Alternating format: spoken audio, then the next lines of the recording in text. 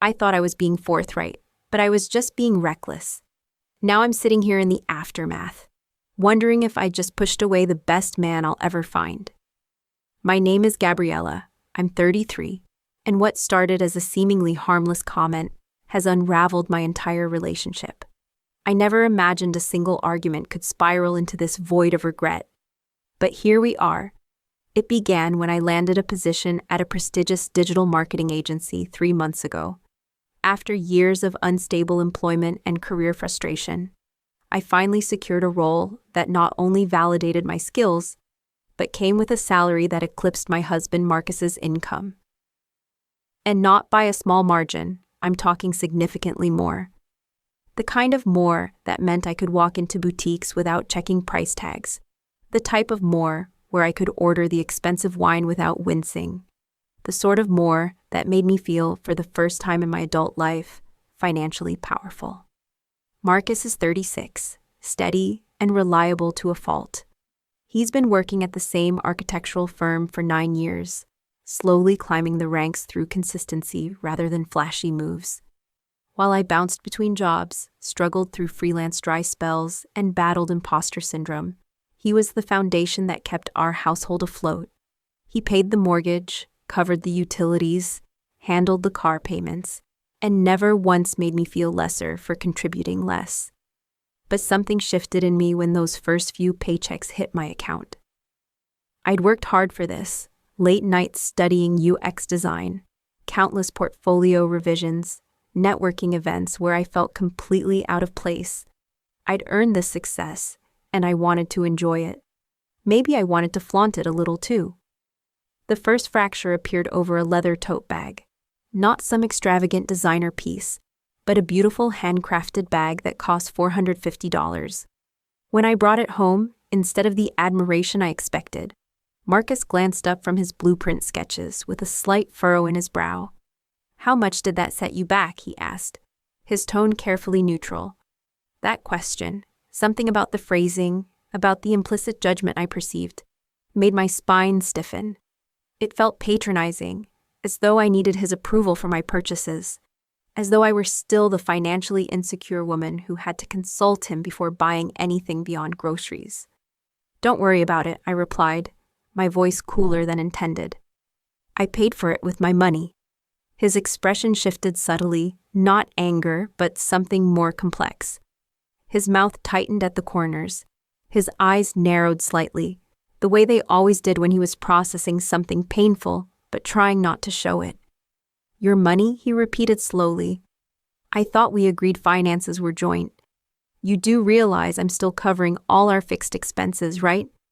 That should have been my cue to backpedal, to acknowledge the years he'd carried us financially without complaint. Instead, I delivered the line that would crack the foundation of our marriage. "Well, maybe if you made more money, I wouldn't have to spend mine."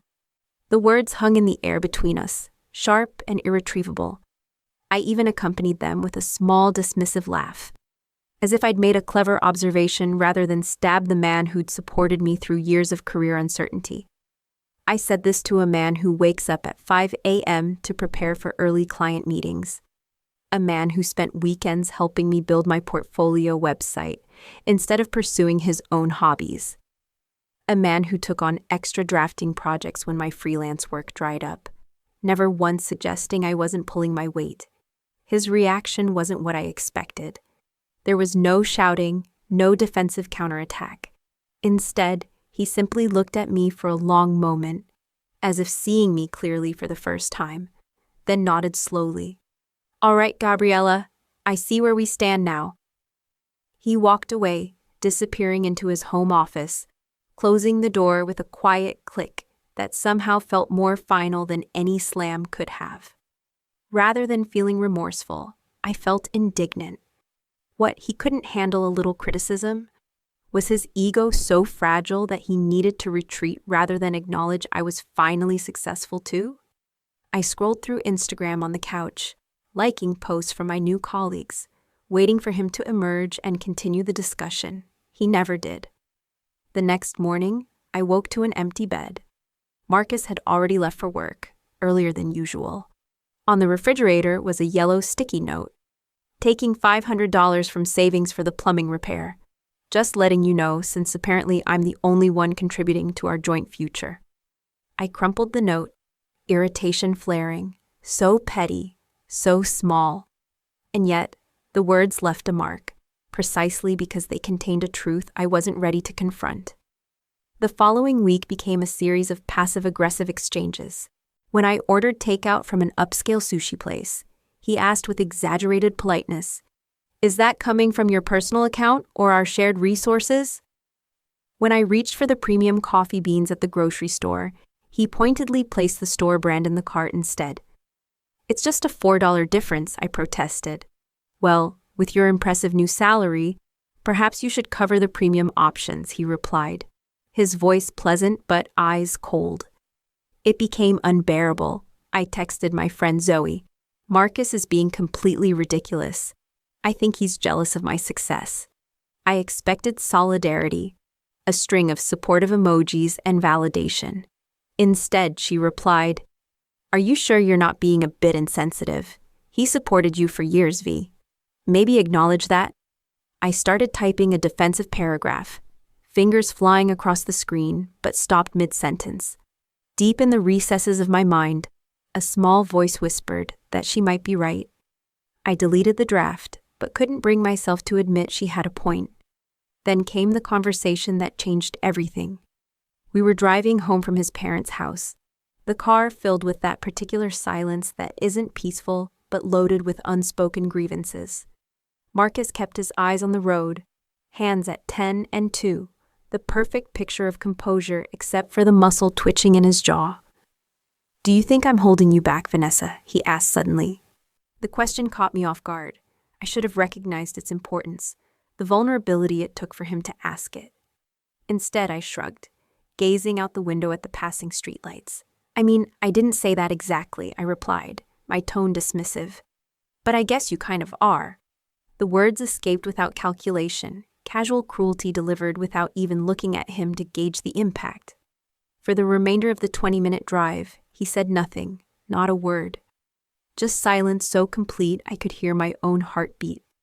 That night, he packed a duffel bag. I watched from the bedroom doorway, arms crossed, still somehow believing this was a temporary tantrum, a masculine display of wounded pride that would resolve itself once he calmed down. "Where do you think you're going?" I asked, aiming for nonchalance but hearing the edge of uncertainty in my voice. "Somewhere I'm not holding you back," he replied, zipping the bag with finality and meeting my eyes directly. I'd never seen him look at me that way before, like I was a stranger he was trying to place, someone vaguely familiar but ultimately unimportant. Then he left, just walked out, car keys in hand, without a backward glance. I didn't call after him. I didn't text. My pride whispered that he'd return on his own, that this dramatic exit was just that, drama. Marcus wasn't one for theatrics. He was steady, predictable. He would come back. He always did. But as days passed with no communication, the bravado began to crack. Initially, I maintained my stubborn stance. I binged Netflix shows we'd been saving to watch together. I played empowerment playlists while taking luxurious baths. I told Zoe, he'll be back. He's just being dramatic. By the third day, doubt crept in. I checked his location on Find My Friends, a feature we'd set up years ago for practicality. The map showed nothing. He'd turned off location sharing. That small act sent a chill through me.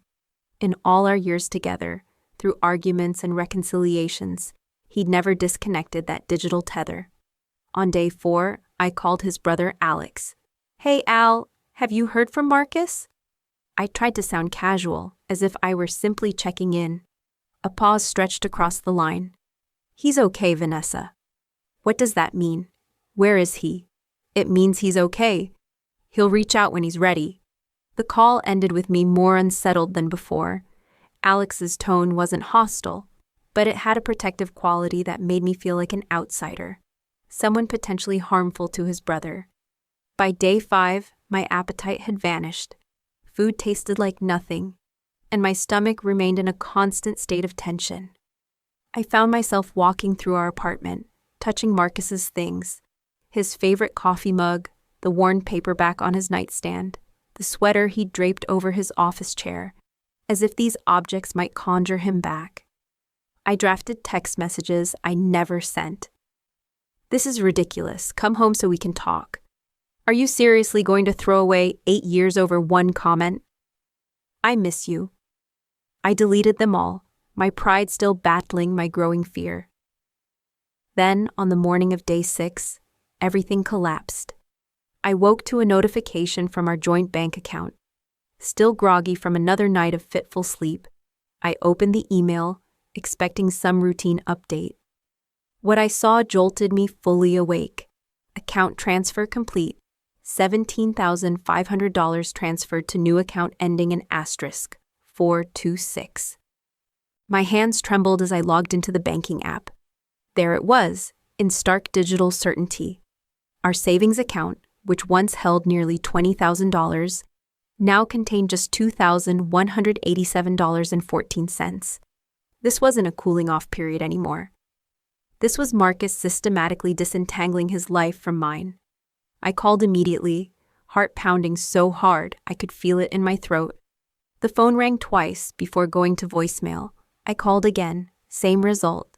I texted, "You took our savings? Are you serious right now?" The message showed as delivered, then read, "No reply." That's when panic truly set in. This wasn't like Marcus, calculated, yes, methodical, always, but never vindictive. For him to withdraw funds without discussion meant something fundamental had shifted.